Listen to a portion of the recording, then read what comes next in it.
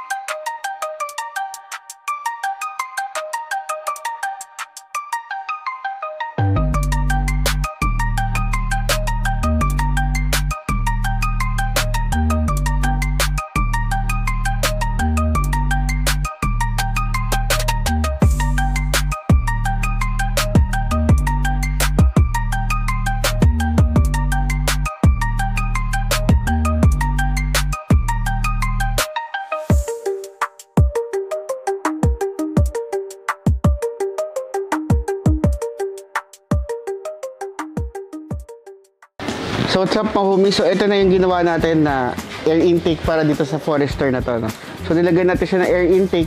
So mamaya pala, ida-dial tune natin siya para malaman natin kung nag-improve ba yung ginawa natin. So antayin niyo magiging video nitong kotse na to.